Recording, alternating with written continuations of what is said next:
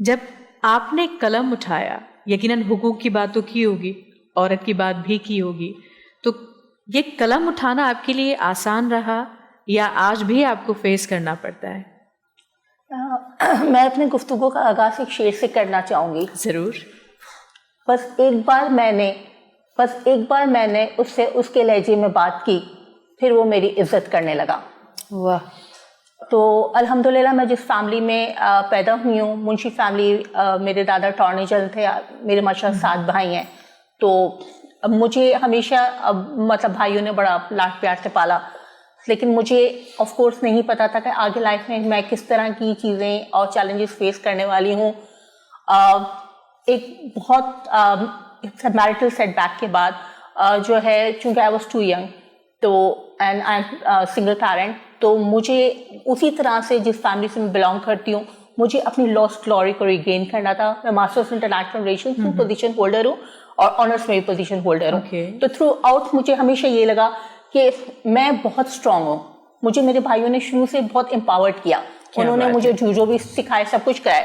اور مجھے اچھے سے یاد ہے جب میرے بھائی مجھے کراچی یونیورسٹی کے دروازے پہ جب ڈراپ کر رہے تھے، اور میں لائک یہ کہ میں نے اپنے بھائیوں پہ چھوڑا کہ وہ مجھے یونیورسٹی میں ایڈمیشن میرا کرائیں گے کہ نہیں کریں گے، کیونکہ 7 بھائیوں کی بہن ہونا، اکلوتی بہن، اور پھر اس طرح سے ان کا اعتماد مجھ پہ کرنا. میں لائک میرے بڑے دکھتے دل کے ساتھ کہا کہ ٹھیک ہے، اگر آپ کہتے ہیں تو میں کسی گرلس کالج میں ایڈمیشن لیتی ہوں. انہوں نے مجھے میری پیشن کو دیکھتے ہوئے کہا کہ نہیں، تم تو، انہوں نے خود میرا IR میں وہ کروایا، ایڈمیشن کرایا. لیکن جب مجھے گیٹ پہ فرسٹ ڈے ڈراپ کیا تو انہوں نے کہا یہ یاد رکھنا کہ تم منشی فیملی کو بلانگ کرتی ہو، تم ریپرزینٹ کر رہی ہو، تم ایمبیسیڈر ہو اپنی فیملی کی.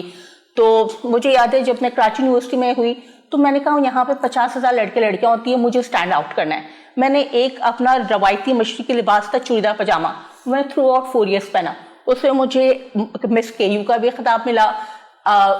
وہ جو ہے وہ ایک ہمارا ہسٹری کا کردار ہوتا تھا، کیونکہ میں بہت شروع سے اگریسو رہی ہوں. انارکلی. اس کے علاوہ ایک وہ جو خاتون تھی، وارریئر تھی، ان کا میں وہ ٹائٹل بھول رہی ہوں، کیونکہ مجھے کوئی ہراسمنٹ کاز نہیں کر سکتا تھا. مجھے میرے بھائیوں نے اتنا امپاور کیا تھا کہ مجھے کسی نے سیٹی بھی ماری تو میں نے اس کو پلٹ کے تھپڑ مارنا ہے. تو وہ شروع سے یہ چیز میرے اندر تھی. تو جب میں کراچی یونیورسٹی میں گئی تو انیشیلی مجھے ہوٹنگس جو شروع ہوئی وہ لڑکیوں کی طرف سے ہوئی، اور پھر مجھے یاد ہے کہ میں نے ان کو کس طرح ٹیکل کیا. تو اندر سے میں بہت اسٹرانگ تھی، لیکن مجھے نہیں پتا تھا کہ جب اللہ تعالیٰ نے مجھے اس طرح سے میری اپ برنگنگ کیے تو آگے وہ کس طرح سے میرے ساتھ جو ہے ڈیفیکلٹیز اور کس طرح کے چیلنجز میں فیس کرنے والی ہوں. لیکن اللہ تعالیٰ جب کسی پہ جو مشکلات ڈالتا ہے، یہ صرف یہ نہیں کہ ہم سوسائٹی میں تو ہم ہی چیلنجز فیس کریں، ایکولی مرد بھی اتنے چیلنجز فیس کریں، نو ڈاؤٹ. تو لیکن یہ کہ عورت کو اندر بہت اسٹرانگ ہونا چاہیے. اینی ویز جب میں نے اپنی پاسٹ گلوری کو ریگین کرنا تھا، کیونکہ میں CSS کی طرف آنا چاہتی تھی، لیکن میری جو میرٹل سیٹ بیک کے بعد اور میری سیپریشن کے بعد، like I took divorce from my husband, تو اس کے بعد لائک آئی ڈیسائیڈیڈ کہ نہیں، اب جو مجھے کرنا ہے، اب میری فیملی میرے پیچھے نہیں کھڑی ہوگی.